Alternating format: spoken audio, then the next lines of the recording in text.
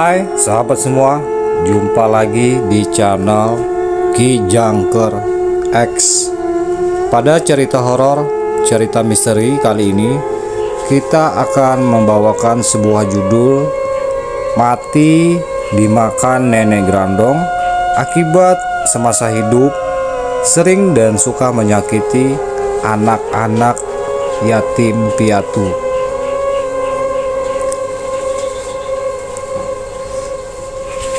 Awal kisah, hiduplah seorang laki-laki yang bernama Iman. Iman ini bersosok tinggi besar, berkepala botak dan matanya agak melotot, serta giginya yang merongos. Iman terkenal orangnya memiliki hati yang sangat busuk, terlebih lagi kepada teman-temannya sendiri. Profesi Iman sehari-hari adalah pedagang cilok keliling. Sang Iman sering kasar kepada warga dan juga kepada temannya sendiri. Meskipun kekasarannya itu dia bicarakan cuma sambil menggosip dengan teman-teman yang sama-sama memiliki sifat dan kelakuan yang sangat jelek. Setiap ada teman-teman yang sedikit rezekinya lebih maju, dia merasa seperti iri dengki, bahkan sering mengupat dan menggosipi temannya itu sendiri. Dia memiliki penyakit hati, yakni suka iri dengki kepada temannya sendiri.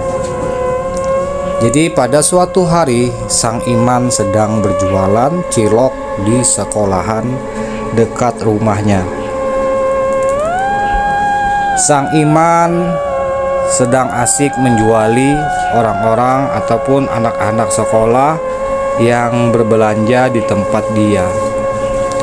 Namun disayangkan pada suatu hari atau pada suatu waktu Sang Iman lagi mengalami jualannya sepi, sehingga hari itu Sang Iman pun tidak laris jualannya atau hanya sedikit sekali dagangannya yang terjual. Iman hari itu sering marah-marah, nggak karu-karuan karena merasa rezekinya seret banget pada hari itu.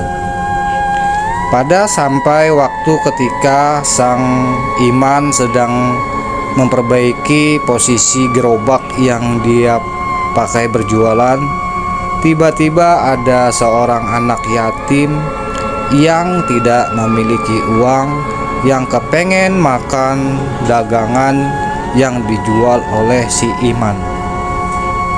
Iman bukannya kasihan memberi anak yatim tersebut, melainkan dia malah menghardiknya dan mengusirnya. Sang anak yatim itu pun pergi secara pelan-pelan berjalan karena beliau diusir oleh Sang Iman pedagang cilok yang sedang emosi karena dagangannya sepi. Besoknya Sang Iman datang lagi ke sekolahan dan berjualan lagi. Tiba-tiba jualan Iman juga masih seperti biasanya sepi. Mungkin karena si Iman sering menggosip teman-temannya atau memiliki kebiasaan buruk, suka menceritakan keburukan-keburukan temannya yang sedang naik rezekinya. Sang Iman juga hari itu masih terus-terusan marah-marah sambil berdagang. Tidak beberapa lama datang lagi seorang anak kecil yang kemarin pengen meminta dagangannya. Sang Iman malah marah-marah bahkan memukul anak tersebut. Anak yatim itu pun lalu sontak menangis sejadi-jadinya karena merasa dipukul oleh Iman, disakiti badannya oleh si Iman pedagang cilok. Sampai pada suatu hari si Iman pun pulang ke rumah. Tiba-tiba Iman sakit mendadak, dan sakitnya itu sudah beberapa hari tidak kunjung sembuh. Dan ternyata sangat disayangkan Si Iman itu mati sendirian di rumahnya. Si Iman itu sebenarnya adalah lelaki yang sangat kasar dan tidak memiliki sanak keluarga dan juga istri. Jasadnya ditemukan mati dalam keadaan mengerikan di dalam rumahnya seorang diri. Pada suatu malam sering sekali warga-warga sekitar melihat sosok nenek tua yang sering keluar masuk dari rumah Iman. Sampai pada suatu malam, tepatnya malam Jumat, ada 2 orang hansip yang datang berpatroli. Tiba-tiba hansip itu melihat ada sosok nenek tua yang sering keluar masuk pada rumah Iman yang sudah jadi jenazah itu. Ternyata setelah diteliti dan dilihat oleh kedua orang hansip itu, ternyata sosok Iman telah membujur kaku di dalam kamarnya dengan kondisi badan membusuk. Dan ternyata nenek itu adalah nenek pesugihan atau nenek siluman Grandong. Satu persatu mata Iman dicongkel oleh nenek Grandong, dan kemaluannya juga dipotong oleh sang nenek Grandong. Bagian perut Iman juga dimakan oleh sang nenek Grandong. Ternyata nenek Grandong itu adalah jelmaan wanita pesugihan, dan Iman sendiri menjadi salah satu target tumbal pesugihan. Mungkin itu juga yang diterima ajab oleh sang Iman yang sudah pernah menyakiti anak yatim.